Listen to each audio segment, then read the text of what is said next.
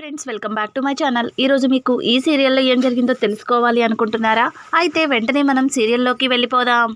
ఇంకా ఇంటికి వచ్చిన కావ్యనైతే అపర్ణాదేవి ఉదయం అనగా టిఫిన్ తీసుకొని ఆఫీస్కి వెళ్ళావు, ఏంటి ఇంత లేటుగా వచ్చావు, ఎక్కడికి వెళ్ళావు అని అడగడంతో ఇక కావ్య వాళ్ళ పుట్టింటికి వెళ్ళానని, దారిలో అప్పు కనిపించింది, తను చాలా దిగులుగా చాలా బాధగా ఉంది, అందుకే తనని తీసుకొని ఇంటికి వెళ్ళి ఓదార్చి వచ్చాను అని చెప్పడంతో ఇక ఆ మాటలకి పక్కనే ఉన్న ధాన్యలక్ష్మి అయితే ఆ ఇంటికి రాకపోకలు ఉండకూడదని అక్క చెప్పింది కదా, మళ్ళీ ఆ ఇంటికి ఎందుకు వెళ్ళావు అని అడగడంతో, ఏంటి చిన్నత్తయ్య మీరు కూడా అలాగే మాట్లాడుతున్నారు, ఇంతకు ముందు మీరు నన్ను సపోర్ట్ చేసేవాళ్ళు, కానీ ఇప్పుడు ఇలా మాట్లాడుతున్నారు అని అడగడంతో, తెలియక ఒకప్పుడు నువ్వు ఏం చేసినా సరే అది రైట్ అనుకునేదాన్ని, కానీ ఇప్పుడు అన్నీ తెలుసుకున్న తర్వాత నువ్వు ఏమేం తప్పులు చేస్తున్నావో, అలాగే నీ కుటుంబంతో నీతో కలిసి ఉండడం వల్ల నాకు ఎన్ని ఇబ్బందులు వచ్చాయో అన్నీ తెలిసాక ఎంతవరకు ఉండాలో అంతవరకే ఉండగలుగుతున్నాను అని చెప్పి ఇంకా ధాన్యలక్ష్మి అయితే కావ్యకి చెప్తుంది.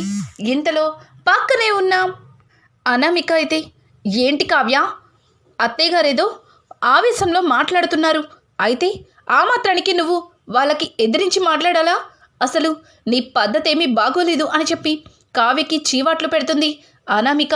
ఇక అక్కడే ఉన్న రుద్రాణి అయితే, చూడు అనామిక, నువ్వు గొప్పింటి నుంచి వచ్చావు, గొప్పింటి బిడ్డ ఒక ఉన్న వాళ్ళ ఇంట్లో ఏ రకంగా అయితే ఉంటారో అవన్నీ నీకు తెలుసు, కానీ వాళ్ళు వచ్చిందే బస్తీ నుంచి, అక్కడ అందరూ ఇలాగే మాట్లాడుకుంటారు, అందుకే మా ఇంటికి వచ్చిన ఇద్దరు కోడళ్ళు కూడా అలానే మాట్లాడతారు అని చెప్పడంతో అక్కడే ఉన్న స్వప్న అయితే, చూడండి అత్త, అనామిక చెప్పింది మీకు అర్థం కాలేదేమో, అర్థం కాకపోతే అడగండి, నేను మీకు అర్థమయ్యేలా చెప్తాను, అనామిక అత్తగారిని ఎదిరించి మాట్లాడొద్దు అనింది, అంతేగాని బస్తీలో వాళ్ళు ఇలాగే మాట్లాడతారా, ఉన్నవాళ్ళు అలానే మాట్లాడాలా, అవేమీ మిమ్మల్ని క్వశ్చన్ చేసి అడగలేదు, అయినా మీరేదో పెద్ద కోటీశ్వరుల కూతురులాగా మాట్లాడుతున్నారు, మీరు కూడా ఒక గుమస్తా కూతురే కదా అని ఇక స్వప్న అయితే రుద్రాని నోరు మూయిస్తుంది. ఇదొకత్తి మాటికి నాకు గొల్లెం వేస్తుంది, దీని దరిద్రం ఎప్పటికి వదులుతుందో, ఇడియట్, నీ మూలనే అది ఏమన్నా సరే పడవలసి వస్తుంది అని చెప్పి ఇక పక్కనే ఉన్న రాహుల్ వైపు చాలా కోపంగా చూస్తుంది. ఇక్కడ చూస్తే ఇంట్లో కృష్ణమూర్తి చాలా బాధగా కూర్చుంటాడు.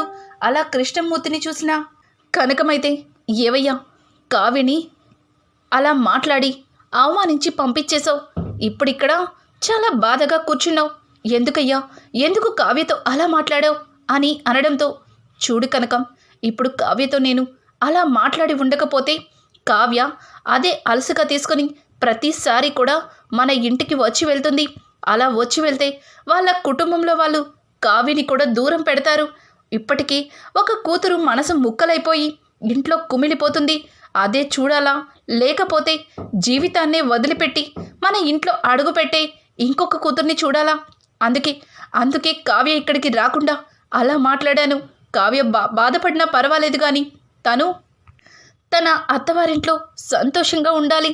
ఇక అప్పు సంగత, అప్పుకి ఒక మంచి సంబంధం చూసి పెళ్లి చేయాలి, అదిగో సంబంధాలు చూడటానికి ఫోటోని కూడా ఇచ్చున్నాను అని చెప్పడంతో ఇంతలో కనకం, ఏవయ్యా, అది ఎప్పుడు చూసినా సరే మగరాయిలాగే ఉంటుంది, అలానే బట్టలేసుకుంటుంది, మరి అలా నచ్చిన అబ్బాయి వస్తాడంటావా, ఇప్పటికీ నిన్న పెళ్లిలో జరిగిన గొడవకి అప్పు చాలా కుమిలిపోతుంది, ఆ విషయం ఆల్మోస్ట్ అందరికీ తెలిసిపోయింది, మరి అప్పుని పెళ్లి చేసుకోవడానికి ఎవరు ముందుకొస్తారు అని అడగడంతో ఇంతలో అప్పు అక్కడికి వచ్చి, చూడమ్మా, నన్ను పెళ్లి చేసుకునేవాడు నన్నుగా పెళ్లి చేసుకోవాలి, అంతేగాని నేను చీరకట్టు కట్టినా ఇక లంగావని వేసుకున్నా వాడు అవి నచ్చి ముందుకు రాకూడదు, నన్ను ఇలాగే చేసుకోవాలి, ఇక ఇంకొక మాట, అన్నీ తెలిసి చేసుకున్న వాడినే చేసుకుంటాను, మీరు దాని గురించి ఏమీ భయపడకండి, నేను పెళ్లి చేసుకోనేమో, ఎక్కడ అదే ఆలోచిస్తూ కుమిలిపోతానేమో అని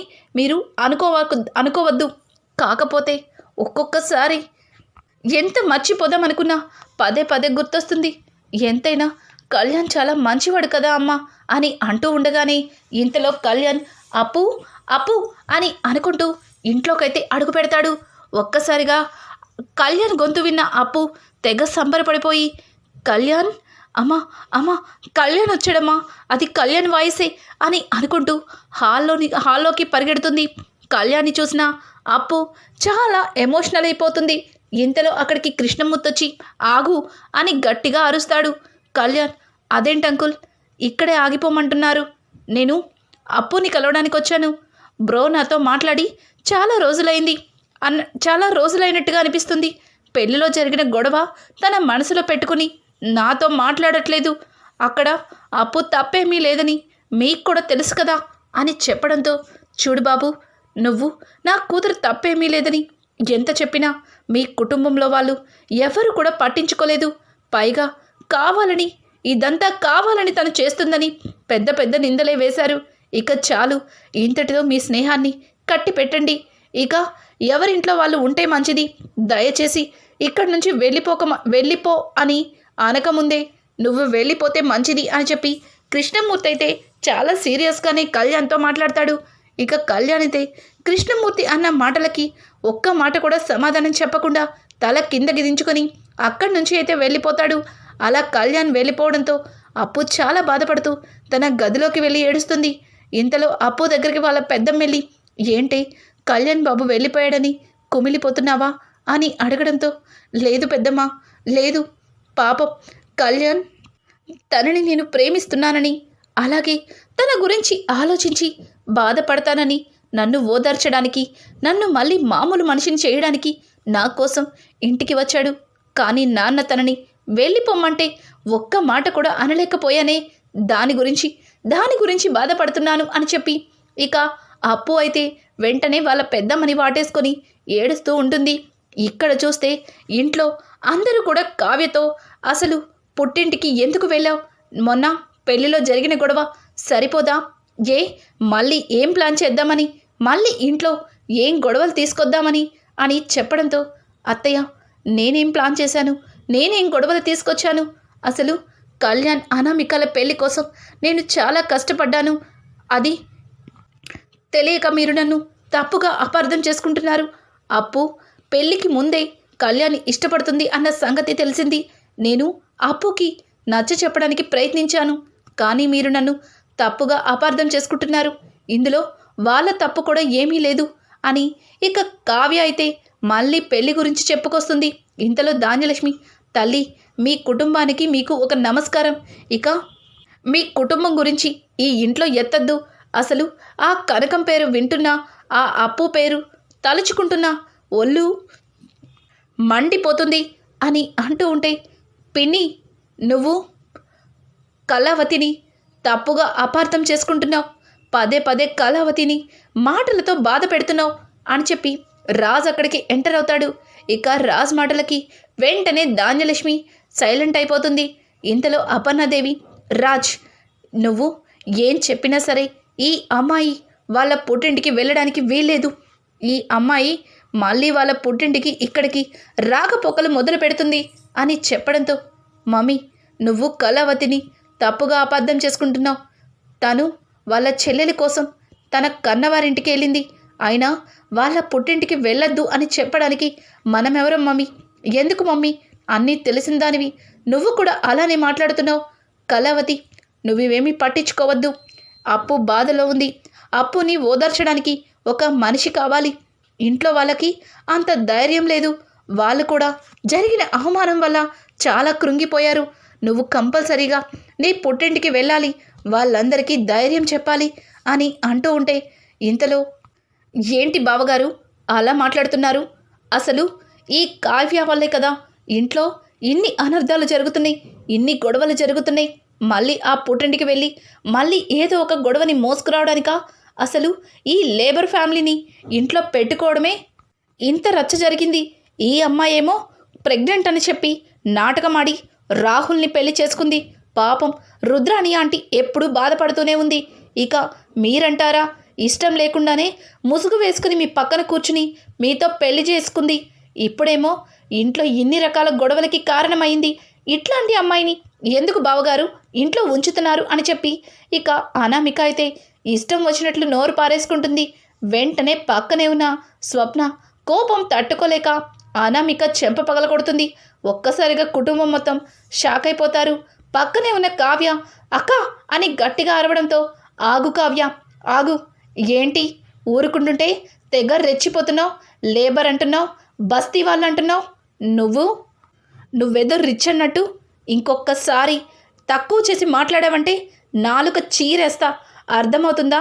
నేనేమి మా కావ్యకలాగా ఏం మాట్లాడినా సరే తలదించుకొని వెళ్ళిపోయే మనిషిని కాదు, అర్థమవుతుందా? కొంచెం జాగ్రత్తగా మాట్లాడు, నోరు అదుపులో పెట్టుకుని మాట్లాడు అని చెప్పి స్వప్న అయితే ఇక అనామికని చడామడా తిట్టేస్తుంది. వెంటనే స్వప్నకి అపర్ణాదేవి అయితే స్వప్న ఏం చేస్తున్నావు? ఇంటికి వచ్చిన కొత్త కోడల మీదే చేయి చేసుకుంటావా? ఇదేనా నీ పుట్టింటి వారు నీకు నేర్పించిన సంస్కారం అని అంటూ ఉంటే అత్తయ్య తనకి చెంప దెబ్బ కొట్టి సమాధానం చెప్పాను, కానీ తను మాట్లాడిన మాటలకి చెంప దెబ్బ సరిపోదు. ఎవరైనా సరే వాళ్ళ పుట్టింటి వాళ్ళని ఏమైనా అంటే ఎవ్వరు కూడా ఊరుకోరు అత్తయ్య, ఊరుకోరు. పదే పదే అదే మాటని రిపీట్ చేస్తుంటే ఏం చేయమంటారు? ఇక్కడ అందరికీ కూడా అర్థమయ్యేలా ఒక విషయం చెప్తాను. ఇంకొకసారి నా పుట్టింటి వాళ్ళ గురించి నా గురించి ఇష్టం వచ్చినట్లు మాట్లాడితే అస్సలు ఊరుకునేదే లేదు అని చెప్పి ఇక రుద్రాణి రాహుల్ వైపు కూడా సీరియస్గా చూస్తూ అక్కడి నుంచి స్వప్న వెళ్ళిపోతుంది. ఇంకా వెంటనే కావ్య అనామిక దగ్గరికి వెళ్ళి అనామిక మా స్వప్నక్కకి కాస్త కోపం ఎక్కువ, తన మనసు మాత్రం చాలా మంచిది, నువ్వు ఏమీ అనుకోవద్దు, ఒక్కసారి రా ఐస్ బ్యాగ్ పెడతాను అని చెప్తుంటే ఓ ఐస్ బ్యాగ్ పెడతావా? నువ్వు చేయలేనని తనతో నన్ను కొట్టించి ఇప్పుడు అందరి ముందు నా మీద ప్రేమ నటించకు, వెళ్ళు అని చెప్పి కావ్యని విదిలించుకొని అక్కడి నుంచి అనామిక లోపలికైతే వెళ్తుంది. ఇంతలో అక్కడికి కళ్యాణ్ ఎంటర్ అవుతాడు. కళ్యాణ్ అదంతా చూసి అనామిక ఆగు అని గట్టిగా అరవడంతో అనామిక వెనక్కి తిరిగి చూసి ఏంటి కళ్యాణ్, ఏంటి నేనేదో తప్పు చేసినట్లు నా మీద అరుస్తున్నావు అని అంటూ ఉంటే చూడు అనామిక, నువ్వు తప్పు చెయ్యలేదు అని నువ్వనుకుంటున్నావు, కానీ వదిన ఈ ఇంటి పెద్ద కోడలు దుగ్గిరాళ్ళ వారింటి వారసుడి భార్య, అట్లాంటి వదిన్ని నువ్వు అందరి ముందు ఇలా అవమానించడం చాలా పెద్ద తప్పు, ముందు వదినకి క్షమాపణ చెప్పు అని అడగడంతో అనామిక వెంటనే అసలు ఇక్కడ ఏం జరిగిందో నాకు తెలుసా? ఈ కావ్య వల్ల స్వప్న నా చెంప పగల కొట్టింది, అందరి ముందు అవమానం జరిగింది నాకు, మీ వదినకి కాదు అని చెప్పి అనామిక గట్టిగా అరుస్తుంది. చూడు అనామిక, ఇదంతా నాకు అనవసరం, జరిగిపోయిన గొడవ గురించి పదే పదే తవ్వుకోవడం కూడా నాకు ఇష్టం లేదు, వదినకి క్షమాపణ చెప్తావా లేకపోతే మరో చెంప పగలకొట్టమంటావా అని అనడంతో ఇక అనామిక అయితే స్వప్న కొట్టిన దెబ్బ గుర్తు చేసుకొని అమ్మో మరో దెబ్బ వద్దు వద్దు అని చెప్పి కావ్య దగ్గరికి వచ్చి సారీ, నిన్ను అందరి ముందు అవమానించినందుకు నన్ను క్షమించు అని చెప్పి ఇక మొహం చాటేసుకొని అక్కడి నుంచి అనామిక గదిలోకి వెళ్ళిపోతుంది. ఇక వెంటనే ధాన్యలక్ష్మి దగ్గరికి వెళ్ళి అమ్మ వదిన ఏం తప్పు చేసిందని వదిన్ని అందరి మధ్యలో నిలబెట్టి ఇలా ఒక దోషిలాగా మాట్లాడుతున్నారు. పెద్దమ్మ వదిన ఏ తప్పు చేయలేదు, ఇన్ని రోజులు కూడా మీ అందరి దగ్గర ఒక విషయాన్ని వదిన దాచిపెట్టింది, అది నేను బయట పెడతాను, వదిన ప్లీజ్ వదిన నన్ను ఆపకండి అని చెప్పి ఇక కావ్యని ఆపి కళ్యాణ్ అయితే అందరి ముందు అనామికది అలాగే నాది పెళ్ళి వదిన చెడగొడుతుంది అని మీరందరూ వదిని తప్పుగా అపార్థం చేసుకుంటున్నారు, అసలు వదినే లేకపోతే అనామికకి నాకు పెళ్ళే జరిగేది కాదు అని చెప్పడంతో ఒక్కసారిగా కుటుంబం మొత్తం షాక్ అయిపోతుంది. ఏం మాట్లాడుతున్నావురా, అసలు ఏం జరిగింది అని అడుగుతూ ఉంటే అమ్మా ఆ రోజు మొక్క వడిలిపోకూడదు అని చెప్పారు కదా పంతులు గారు, కానీ ఉదయం లేచేసరికి మొక్క వడిలిపోయింది, కానీ వదిన అనామిక మీద నాకున్న ప్రేమని తెలుసుకొని మా ఇద్దరిని విడతీయడం ఇష్టం లేక ఆ మొక్కని మార్చి మా ప్రేమని గెలిపించింది, అట్లాంటి వదిన మీద మీరు ఇంతేసి నిందలు వేస్తున్నారు, అసలు నిజంగా మా ఇద్దరిని విడగొట్టాలి అనుకుంటే ఆ రోజే వదిన మొక్క మార్చి ఉండదు కదా, ఎందుకమ్మా ఎందుకు పదే పదే వదిన్ని ఇలా బాధ పెడుతున్నారు, వదిన సారీ వదిన, నా వల్ల మీ మీ ఫ్యామిలీ అలాగే మీరు ప్రతిసారి కూడా అవమాన పాలవుతున్నారు అని అంటూ ఉంటే ఇక కావ్య అయితే వెళ్తూ మీరు ఎంత అవమానించినా నాకేమీ బాధ అనిపించట్లేదు. ఎందుకంటే మీరంతా నా కుటుంబం. కానీ ఈ కుటుంబంలో నాకు ఇక స్థానం ఉండదు అన్న నిజం తెలిసిన తర్వాత ఈ ఇంట్లో అలాగే ఈ కుటుంబంలో మీరు అందరూ కూడా నాకు ఒక పరాయి మనుషుల్లాగే కనిపిస్తున్నారు అని కావ్య ఏదేదో మాట్లాడుతుంది. అక్కడే ఉన్న ఇంద్రాదేవి అయితే, అమ్మ కావ్య, ఏమైందమ్మా, ఎందుకు అలా మాట్లాడుతున్నావు? నువ్వు పరాయి మనిషివేంటి? నువ్వు ఈ ఇంటి పెద్ద కోడలివి, నా ఇంటి వారసుడి, నా మనవడి భార్యవి. ఎందుకమ్మా, ఎందుకు ఇలా మాట్లాడుతున్నావు అని అంటుంటే, అమ్మమ్మ గారు, మీరు ఈ ఇంటి వారసుడి భార్యగా నన్ను ఇచ్చి పెళ్లి చేశారు. కానీ ఆయన మనసులో నాకు స్థానం లేదు. ఆయన పక్కన నిలబడే అధికారము లేదు. ఈ కుటుంబంలో ఇన్ని బంధాలు నాకున్నా ఏ బంధము లేని ఒక అనాథల ఇంట్లో మిగిలిపోయాను అని అనుకుంటూ కావ్య వెళ్ళిపోతుంది. కావ్య మాటలు ఇంట్లో ఎవరికి అర్థం కాలేక రాజు వైపు చూస్తాడు. కానీ రాజ్కి పూర్తిగా అర్థమయ్యి కావ్యతో మాట్లాడడానికి వెళ్తాడు. ఇక కావ్యతో మాట్లాడడానికి వెళ్ళిన రాజ్కి కావ్య తీసుకున్న నిర్ణయం ఒక ఊహించని షాక్గానే ఎదురవుతుంది. కావ్యని ఒప్పించి మళ్ళీ రాజ్ తను ఏ తప్పు చెయ్యలేదు, అనామికకి తనకి ఉన్న రిలేషన్ గురించి కావ్య ముందు బయట పెడతాడా? ఇంట్లో కుటుంబం మొత్తం కావ్య మాట్లాడిన మాటలకి ఎలా అర్థం చేసుకుంటారు? రానున్న ఎపిసోడ్స్ అయితే మరింత ఇంట్రెస్టింగ్గా మారిపోతున్నాయి. ఈ వీడియో కనుక మీకు నచ్చినట్టయితే లైక్ చేసి సబ్స్క్రైబ్ చేసుకోవడం మాత్రం మర్చిపోకండి. Thanks for watching. Bye friends.